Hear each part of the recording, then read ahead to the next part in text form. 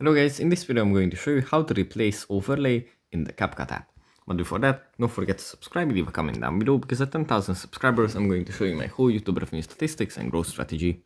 So without further ado, let's just jump right into it. First we have to open up the CapCut app. And here it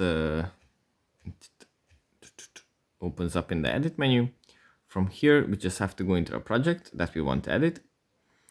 Let's say it's this one. Then we have to tap on the edit button, then swipe to the right. And here, if you have an overlay like this,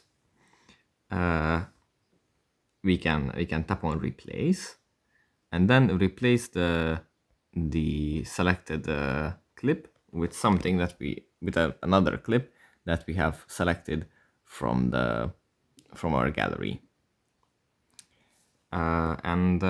Yeah, that's pretty much it for this video. Hope it was helpful for you guys, and I'll see you in the next one. Bye.